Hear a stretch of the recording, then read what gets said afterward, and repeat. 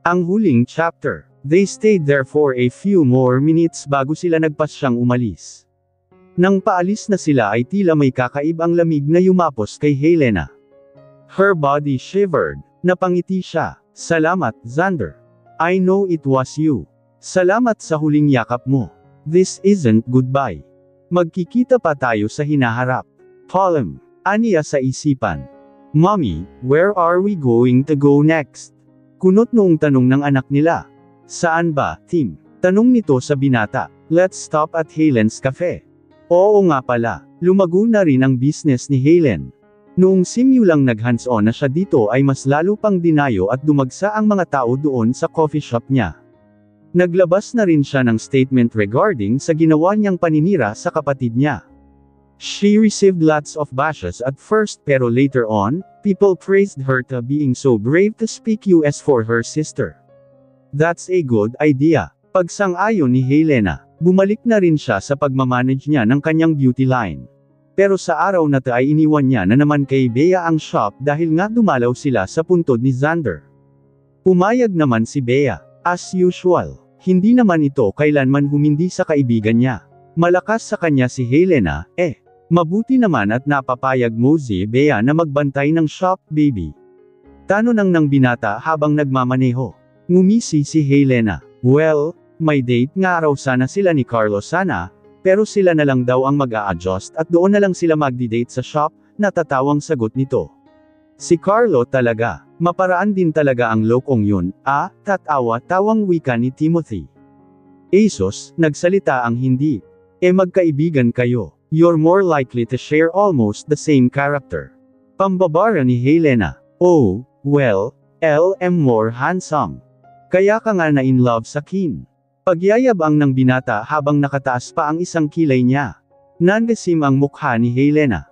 Minsan talaga buhat bangko rin itong si Timothy, Pero totoo naman kasi, he's undeniably handsome. Ewan niya ba, bakit mahal na mahal niya ito after all that happened. Hanggang ngayon, kahit ano pang sakuna ang nangyari sa buhay nila, kailanman ay hindi nawala ang pagmamahal niya para sa binata. Huminto ang kotse nila sa tapat ng cafe ni Helen. Napakunot-nuo pa nga si Helena sa dami ng balloons doon at decorations. Ano bang meron dyan sa cafe ni Ate Helen? Hiba't balikat lang ang sagot ni Timothy. I don't know. Let's get inside and ask her. Nakita sila agad ni Helen mula sa labas kaya pinagbuksan niya ng pinto ang mga ito. Zero, napagawi kayo rito yes. But what's in your cafe? May event ba? Oh, well, someone rented the whole shop, sagot nito habang nakatingin kay Timothy. Oh, nakakalungkot naman. We'll just find another cafe to eat then. Natarante si Helen. Oh, no. Of course you can dine in here. Wala pa naman, Hindi pa naman nag-uumpisa. Let's go. Pumasok na kayo. Sigurado ka ba, ate? Baka mamaya, mapagkamalan pa kaming party crasher nito. Alang-inang sagot ni Helena. Hindi kasi talaga siya mapakali. Parang may kakaiba talaga. Nako, mabilis lang naman, Ipaghahanda ko na sa inyo ang bestseller namin dito. Naupo sina Helena sa lamesa sa gitna. Hindi pa nga sana siya uupo doon dahil nagigilty siya since rented na iyong shop ng ate niya tapos sila pa yata ang mauunang makagamit. Sobrang gara ng dekorasyon. For sure ay napakarami rin nilang gastos dito. But she's somehow amazed. Kung sino man ang nag-rent nito, for sure they're really in love. Nang makabalik si Helen ay inilapag na niya ang lahat ng bestsellers nila. Sa dami noon ay tuluyan nang naglaway si Helena. Oh my gosh! This looks so yummy. Syempre naman. Ako na naghanda niyan, Tinalikuran ko nga ang fashion designing ko to open up this business because I was never satisfied at designing. Hindi ko alam, ito pala ang calling ko, sagot naman ni Helen. Tim, may kailangan ka pa ba? Tanong ni Helen. Papalit-palit ang tingin ni Helena sa kanilang dalawa. They seem to have their own business. Is there something going on na hindi niya alam? Are they flirting with each other again? Nagdududa na naman siya. Wala na, Helen. I think limang good. We're already good. Nang magbalik si Helen sa counter ay masama ang tingin ni Helena kay Timothy. Gustong matawa ng binata pero pinipigilan niya lang ang sarili niya dahil baka mabuko siya sa mga plano niya. Sa kalagitnaan ng pagkain ng mag-ina niya ay simple niyang kinuha sa kanyang coat ang isang malit na box na naglalaman ng isang singsing. It's now or never. Aniya sa isipan. Baby, may dumi ang kamay mo. Give it to me, let me wipe it. Kilig naman agad si Helena dahil sa ginawa nito.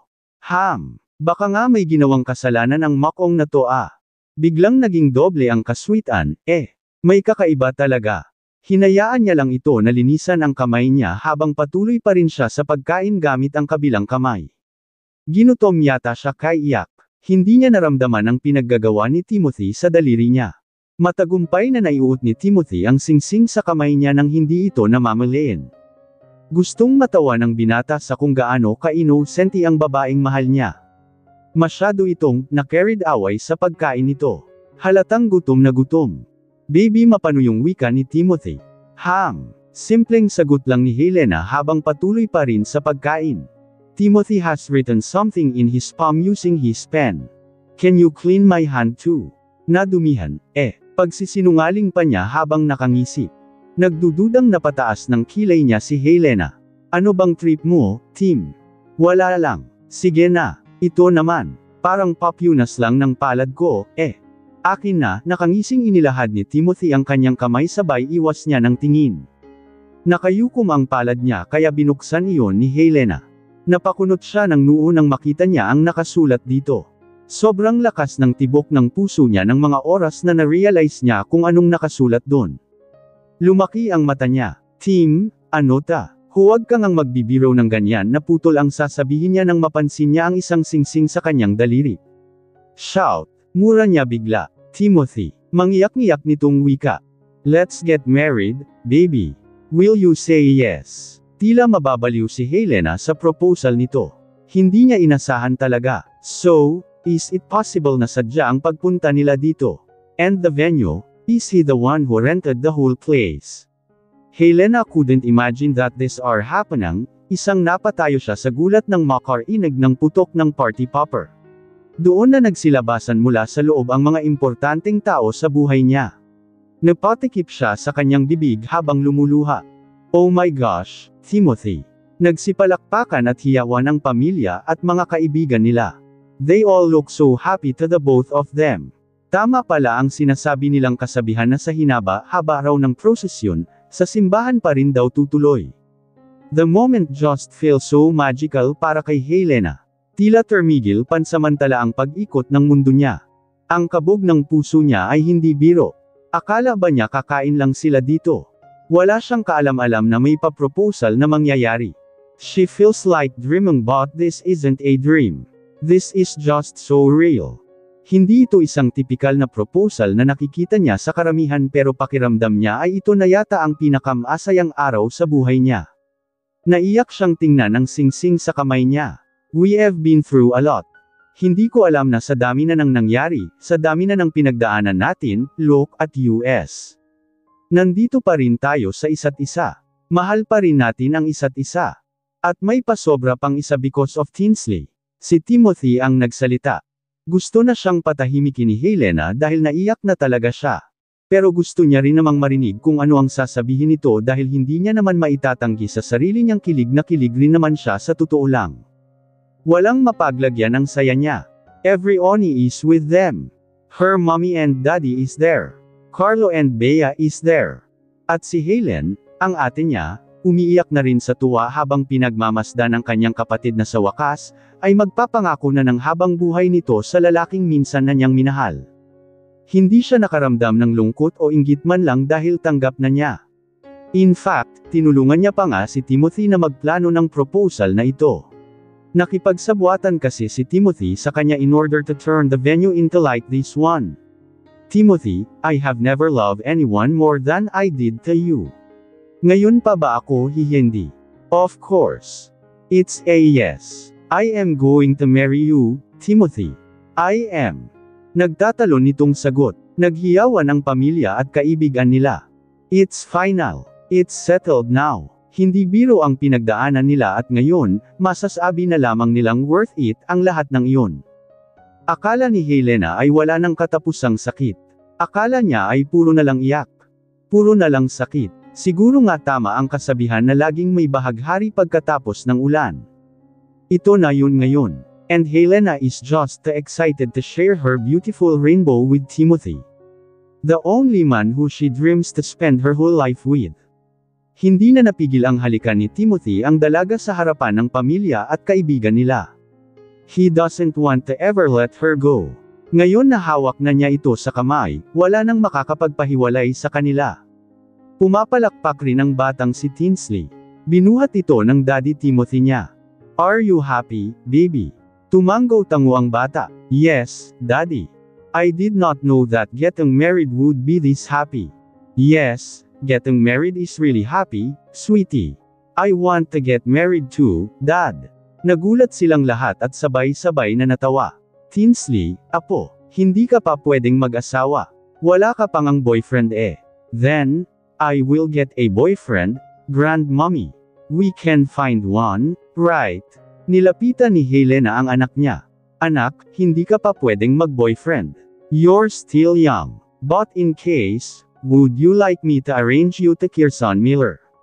Remember that boy? Sulsol ng daddy niya. Piningot siya ni Helena sa tenga. Aray ko, reklamo nito sa sakit nun. Ikaw pa talaga may ganang magturo dito sa anak mo, ano? Baliw ka talaga. Ito naman, hindi na mabiro. Nagbibiro lang naman ako, baby. Contentment is not just a word for Helena. Para sa kanya, isa ang salitang ito sa pinakamahirap panindigan sa panahon ngayon. Nariyan ang tukso, nariyan ang pagiging ganid, nariyan ang inggit. But if there's one thing she learned in life, it is to embrace contentment. Kontento na siya sa buhay niya. Kasama niya ang kanyang pamilya, buo sila at masaya, tapos may sarili pa siyang pamilya. Kung tutuusin ay sobra-sobra na ring blessing para sa kanya ang makitang buo lang ang pamilya niya. And now that she'll be finally making her own family with Timothy, ipapangako niya sa sarili niya na gagawin niya ang lahat para mapanatling buo ang magiging pamilya nila ni Timothy. There's no other person she wanted to spend her life with. Bali-baliktarin man ang mundo, sa palagay niya ay wala siyang ibang gustong bagsakan kundi si Timothy Silvestre lang. And she can no longer wait to be his wife. Bago natulog ay yumapos pa si Timothy sa future wife niya. He's already claiming her as his future wife dahil bakit hindi? Kung pupwede nga lang na ngayon na niya ito iharap sa altar ay ginawa na niya. Tulog na tulog si Tinsley at nasa separate naman itong kama kaya malaya silang nakakagalaw ni Helena sa higaan. You smell so sweet, baby. Bulong ng binata sa tenga ng kanyang asawa. Nakikiliti si Helena sa ginagawa nitong pagsiksik ng kanyang mukha sa leeg niya. She just came from the shower kaya siguro tila gusto na namang humirit nitong kasintahan niya. Tim, stop it, you're tingling me. Baka magising si Tinsley. Saway niya rito. Imbes na tumigil ay mas lalo pang gumala at gumapang sa buong katawan niya ang kamay ng binata. It explored all over her body. Naninindig ang balahibo ni Helena sa ginagawa niya. Napasinghap na lamang siya ng tuluyan ng damapo na ang kamay ni Timothy sa loob ng kanyang damit. Gumapang iyon papunta sa kanyang dibdib. Matagumpay at malaya siyang minasahe iyon. Pinanggigilan niya iyon at pinisil-pisil. Hanggang sa hindi na niya napigilan pang ayangat ang manggas ng damit ni Helena. Shout, your boobies just got bigger and full. May panggigigil na puri nito. Bago pa man nakasagot si Helena ay matagumpay na niyang sinibasib ang dalawang bundok nito na parang isang sanggol na gutom at sabik doon. Helena is loving the sensation. She can't make him stop dahil mismo siya sa sarili niya ay nagugustuhan niya ang ginagawa ni Timothy. Let's sick, baby, bulong nito muli sa kanyang tenga while licking it. Mas lalong nakiliti si Helena. Baka magising si Tinsley. We'll be quick, he assured. And with just that, Helena found herself giving in again, but she never regretted giving Timothy her precious pair over and over again. Hindi sapat ang salitang busy para ilarawan ang nangyayari ngayon sa bahay ni Helena. It's been 3 months since Timothy proposed to her and today, the most awaited wedding is about to take place. Naiiyak siya habang suot ang wedding gown niya. Sinukat na niya iyon ng halos 10 beses na. Hindi siya naniniwala sa sinasabi ng mga matatanda na kasabihang bawal daw isukat ang gown bago ikasal. Wala na sila sa sinaunang panahon kaya ayaw na niyang magpapaniwala sa ganoon. She glanced at herself in the mirror. She looks glamorous. Her white mermaid gown comes with a slip. It was paired with a pearl pair or earrings. Hindi siya makapaniwala. Ito na yun. Ito na ang hinihintay ng lahat ng pagkatagal-tagal. Wala nang atrasan. Magiging isang buong pamilya na sila ni Timothy. Matagal na niyang pangarap na matawag na Mrs. Silvestre. Napakasarap sa tenga. Maluhaluhang lumapit sa kanya ang mommy niya habang nire-retouch ni Bea ang makeup niya. Anak, ito na yun. Nakakalungkot dahil hindi ka natitira sa amin, pero sobrang saya ko para sa'yo, mangyak-ngiyak nitong sabi habang hinagahod-hagod ang likod ng anak niya. Mom, don't make me cry. Masisira ang make-up ko niyan, eh. Saway niya rito. Her mom may always be there for her before, madalas man siyang kinukumpara nito noon sa ate Helen niya, she can still say that her mother is the best mom around the world. Hindi lahat nabibigyan ng pagkakataon na makasama ang mga magulang nila. She's beyond grateful na hanggang sa ikasal siya sa ganitong edad, nariyan pa rin sa tabi niya ang mommy niya. And of course lalo na ang daddy niya na siyang maghahatid sa kanya at lalakad kasama niya papuntang altar. Her mom sniffed. Paano ba naman? Parang kailan lang ay naglalaro pa kayo ng ate Helen munang habulan sa bahay natin. Paikot-ikot. Kung minsan naman ay manika ang nilalaro nyo. O di kaya, kapag nakita nyo ang panty ko sa tupian, ginagawa nyo yung sombrero sabay hahalaklak kayo. Mga pilya talaga kayo noon, Here comes a flashback. Gusto nang tumulo ng mga luha ni Helena pero tumitingala siya sabay paypay ng kamay sa mukha niya nang hindi bumagsak ang mga luhang iyon. Dahil kapag iyon nangyari, wala na. Masisira na ang make-up niyang talaga. Isang mainit na lamang na yakap ang ibinigay ni Helena sa mommy niya. If ever she would cry, she would always choose to cry on her mom's shoulders. Walang makakapantay sa mommy niya. Mom, let's go. Hindi pa nga tapos ang makeup mo nandito ka na kay Helena. Tawag ni Helen sa mommy nila.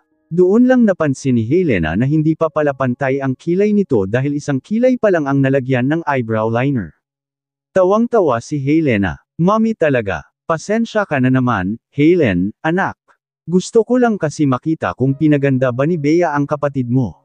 I didn't know she made her makeup perfectly. Really, tita? Ako pa ba, nakangisi at proud pang wika nito. Bilasan mo na riyan at magba-bridesmaid ka pa naman. Carry ko na to. Moms, go ka na doon at pantayin ang kilay mo. Pinaharap ni Bea sa kanya si Helena para tingnan kung ayos na nga ang makeup nito. Well, ano pa bang masasabi ko? Ang ganda-ganda mo talaga.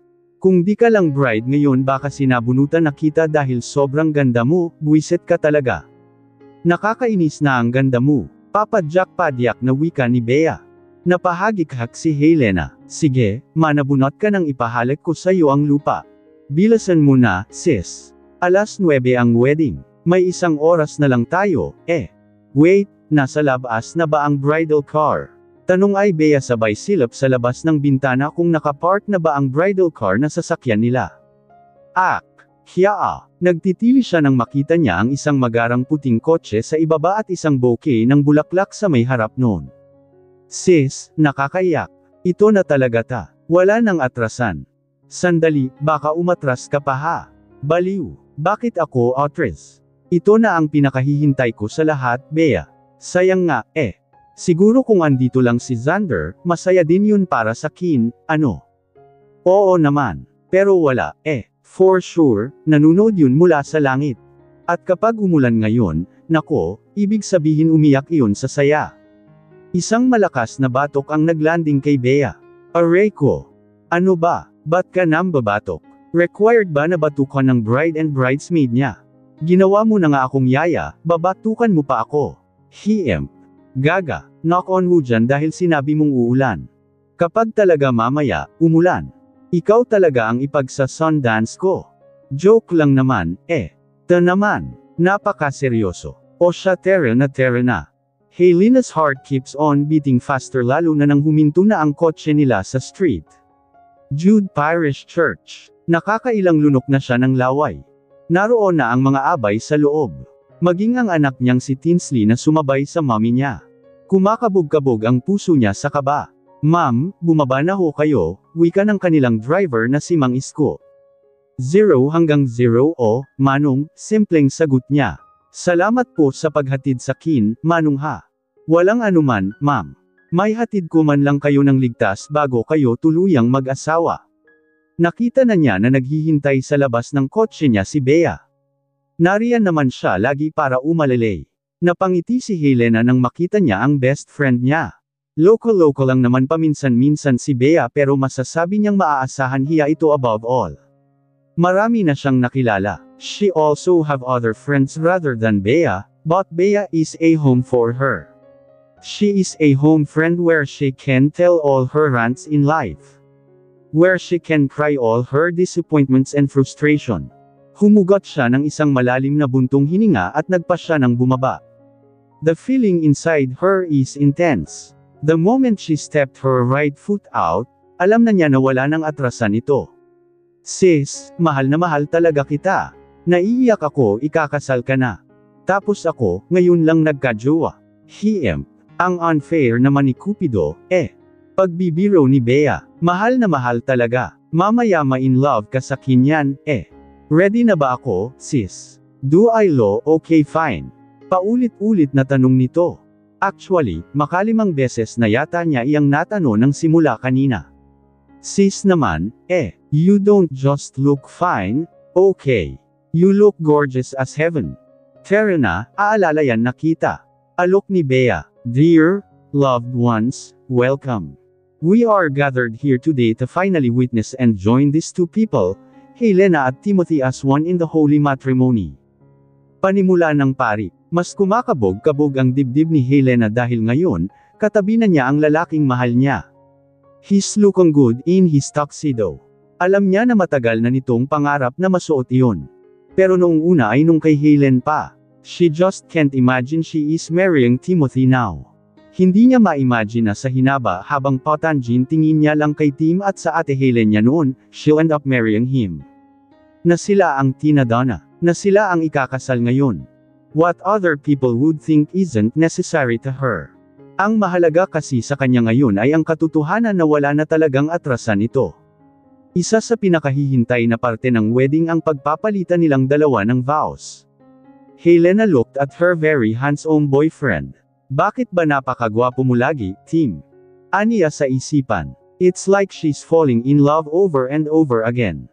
Tim, God knows how I loved you quietly in the beginning. I never begged love to you. But He made a way. At ngayon nakaharap na kita, I don't want to promise everything, but I will make sure that I will always cherish you. Kumulubot man ang balat natin. Pumuti man ang buhok ko. You will always be my favorite enemy and boyfriend. At araw-araw kitang mamahalin. Hindi dahil sa ikaw ang daddy ng anak ko, kundi dahil tanggap kita sa kung ano ka man bago pa kita nakilala. I know everyone isn't expecting this to come, but today, they witnessed us exchanging vows. They are the witness of our undying love for each other, Tim. Kitang-kita sa mga mata ng binata ang pagsibol ng tuwa. He is almost teary-eyed. Tulad ni Helena ay mas masahol pa nga sa bilis ang tibok ng puso nito. The excitement is overflowing in his chest and it might explode at any moment. He's in deep silence before his turn to speak.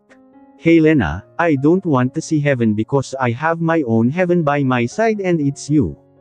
You are literally the angel God sent to me.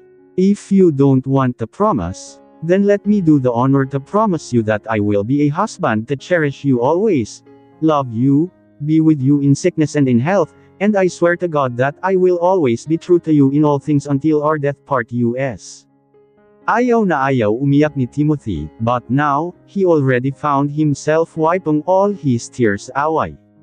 Hindi na niya napigilan. Vow exchange yun pero nag-ala MMK dahil sa iyakan ng mga mahahalagang tao sa paligid nila. This is an intimate wedding. Kaunti lang ang naruroon sa simbahan. Tanging pamilya, kaibigan, at ilang mga staffs lang nina Helena ang naroon at naimbitahan. Si Tinsley na ginawa nilang flower girl ay iyak ng iyak habang pumapalakpak.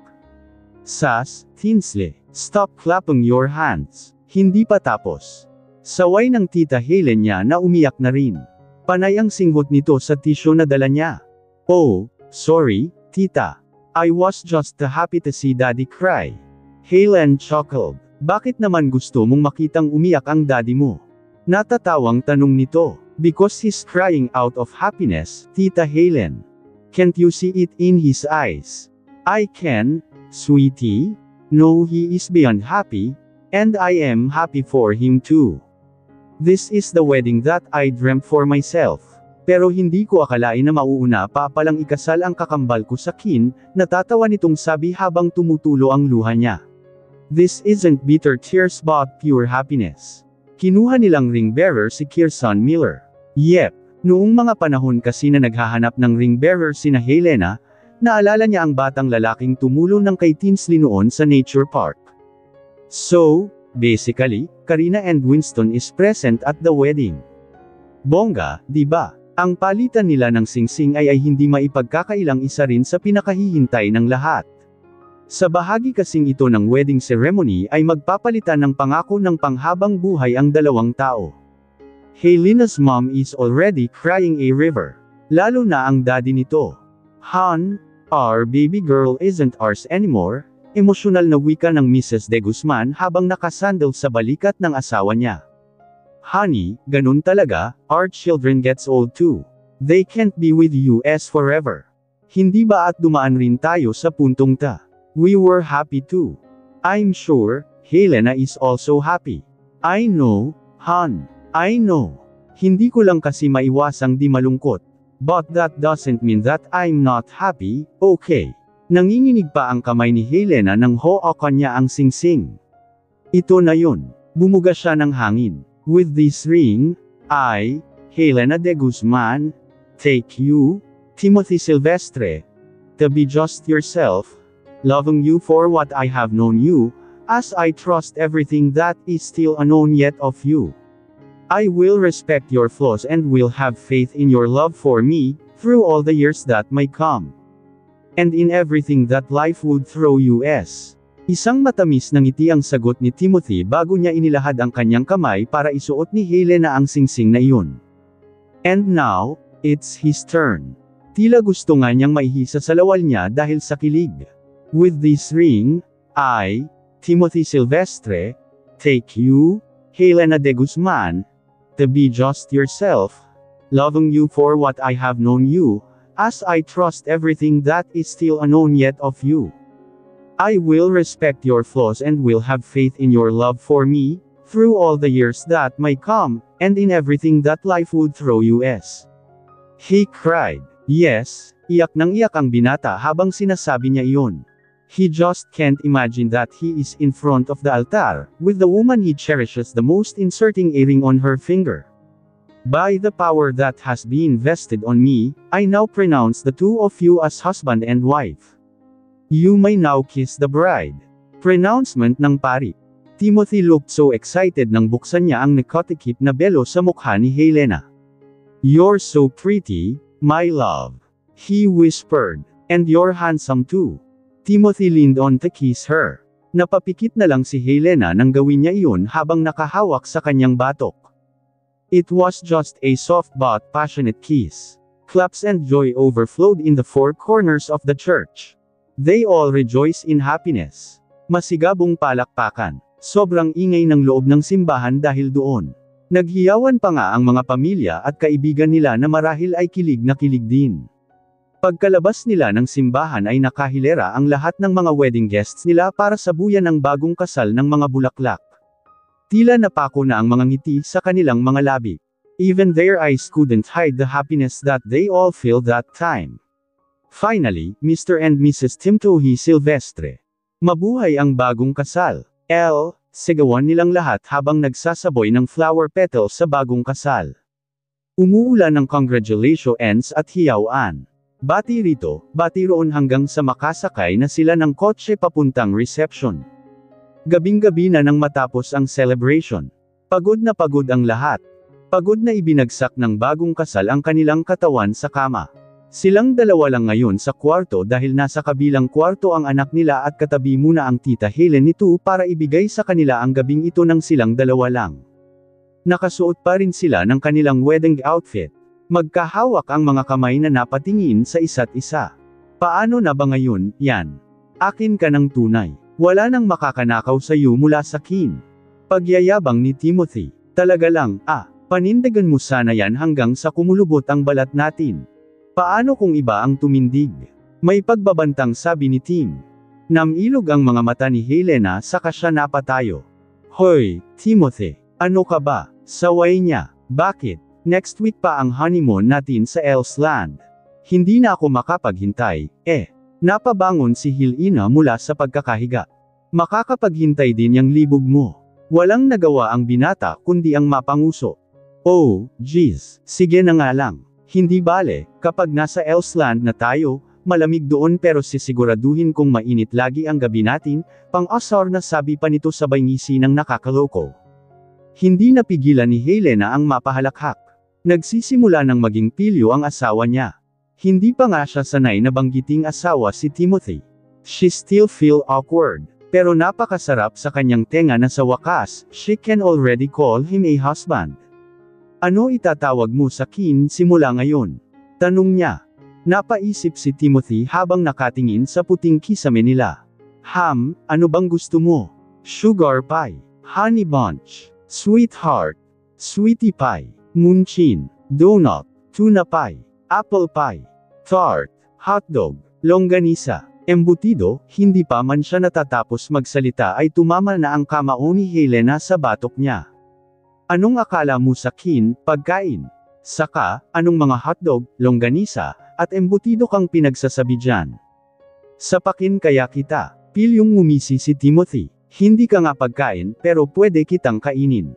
Roar! Napuno ng kulitan ang unang gabi nila bilang mag-asawa. Wala na namang mahihiling pa si Helena kundi sana, magtuloy-tuloy na ang magagandang nangyayari sa buhay nila. With Timothy by their side, she knows that their future would be secured basta't magkasama sila at buo sa bawat hamon sa buhay na kakaharapin nila bilang buhay mag-asawa. Ang sabi nga sa kasabihan, ang pag-aasawa ay hindi tulad ng pagkain ng mainit na kanin na iluluwa mo kapag napaso ka. It takes a big responsibility being in a marriage lalo pa kung ginugol nyo ang buo nyong oras sa isa't isa. Tim, tulungan mo naman akong habarin itong gown ko. Nahihiya pa si Helena na iutos iyon. It will be awkward for her kapag naghubad siya sa harapan ng asawa niya pero kinibit balikat na lamang niya iyon dahil mag-asawa na rin naman sila. Sa madaling salita ay kinapalan na niya ang mukha niya. Bakit? Bagong kasal naman sila, Noon ngang hindi pa sila kasal, mabilis pa sa 4:00 ang kamay ni Timothy na habarin ang damit niya. Why does your face look all red? Are you still shy to me? Kunot noo na tanong ni Timothy. Sorry, hindi naman sa ganun. Pero kasi, it still feels new to me to be naked in front of you Kit na makailang beses mo na akong nakitang hubad. Timothy smiled. Okay, let me just close my eyes for you. Helena couldn't help herself to curve her lips. Ewan niya ba? She feels so much respected. Natutuwa siya sa loob-loob niya hearing how Timothy said that he would close his eyes. Probably to not make her feel awkward. Gusto talaga nito na makomportable ang babaeng mahal niya. Kailangan lang naman ay unzip ng binata ang zipper sa likod ng asawa niya. Right after he did it, he turned his back and closed his eyes. Yes, he did what he said. Talagang tumalikod siya, he closed his eyes and even covered it. You done, my love? Tanong pa niya without trying to sneak. I like that endearment. I'm done, my love, she replied with a smiling face. Nang mga oras na iyon ay nakasuot na ng nightie si Helena. Nang magpalat si Timothy ay walang pakundangan itong bigla na lang naghubad sa harapan niya. Napatikip ng mga mata niya ang dalaga. Tim, ano ka ba? Wala ka man lang paabi. Sus, para namang hindi mo pa nakikita ta. Helena, you already saw everything in me. What else should I hide from you? Komportableng sagot nito. Ni hindi man lang makita ni Helena sa mga mata niya ang pag-aalinlangan. Do you want to touch my friend down there? Nakangisi pa nitong alok. Hindi na. Kapag ni-touch ko yung golden button na yan, baka sumirit pa ang confetti. Gusto ko na lang magpahinga ngayon kasama ka, Tim. I swear, it's the best feeling ever. To rest in a bed with your loved one. At bukas, paggising natin sa umaga, unang araw natin bilang mag-asawa. And I am forever Mrs. Helena Silvestre. Your wife. Hinayla ni Timothy ang asawa sa kama. Pumaibabaw siya rito sa kanya, pinaliguan ng halik ang buo nitong mukha. He showered soft kisses in every part of his wife's face like he's not going to let her go anywhere.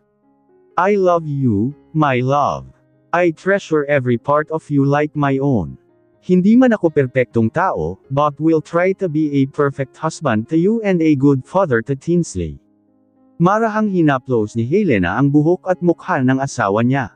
Tim, mahal na mahal din kita. Marrying me is a proof that our love story has been delayed many times, pero napatunayan ko na kahit gaano pala kadami ang nangyari, kahit pala halos bumaliktad ang lahat ng mga bagay at nagkagulo-gulo, kung tayo talaga para sa isa't isa, we'll end up in each other's arms again. Pero naniniwala pa rin ako that faith isn't the only thing that brought us here but our own choice of still being with each other. No matter what happens, no matter how many different circumstances may arise. Sana, lagi nating piliin ang isa't isa, Tim. Araw-araw kitang pipiliin, mahal. Araw-araw. A kiss landed on Helena's lips. Hindi pa rin umaalis sa ibabaw niya ang binata. They both savored the kiss until they ran out of breath. Nothing happened between them but for them, it was the most intimate night of their lives. Dahil iyon ang simula ng pagiging isa nilang dalawa. Hindi pa dito nagtatapos ang lahat. Bagkus, simula pa lang ng panibagong hamon sa kanilang buhay. Pero sa puntong ito, hindi na sila lalaban ng kanya-kanya kundi magkasama. Sabay nilang haharapin ang bawat umaga ng magkahawak ang mga kamay. Tim, you know what's the best place in the world? Pabulong na tanong ni Helena sa asawa niya. Imbes papikit na si Timothy para matulog ay pinilit niyang imulat ang kanyang mga mata to answer his wife. Auckland, New Zealand. Napahalakhak si Helena. Enk. Mali. Ano? Kunot noong tanong ni Timothy. The best place is right here by your side, my love. She whispered as he hugged him so tight. And you're the most beautiful thing I've ever seen. Paano si Ate Helen? Magkamukha lang kami. Paano ako naging most beautiful? Niloloko mo lang yata ako, High-pitch na sagot ni Helena. Agad na napakamot ng ulo si Timothy. Mukhang namali pa siya ng banat. Huwag kasing bamanat ng inaantok, Tim. Kaya ka nalalagay sa alanganin, What? No. Lako ang asawa ko, kaya syempre, ikaw ang pinakamaganda sa paningin ko. Ano ka ba, Helena? Stop overthinking, okay? Ngumuso na lamang si Helena sabay cross arms pa. Okay, mahal naman, hindi ako makakatulog nito kung ganyang sa kabila ka nakaharap. Face me, panunuyo ng binata. Paano kung ayaw ko? Di wag. Ano, taas kilay na senggal nito. Halika nga dito. Ito naman, nagtampo pa talaga, I love you. Bulong ni Timothy habang yapos-yapos ang asawa niya. Ako ang pinakamaganda ha. Talaga lang ha. Yes, my love. Ikaw lang. Namuhay na silang mapayapa at masaya. Maligaya sila sa piling ng isa't isa't. May problema man naayos din. Basta tiwala at pagmamahal sa isa't isa. Hanggang sa muli. Thank you listener sa tiwala palagi. Mag-iingat kayo lahat.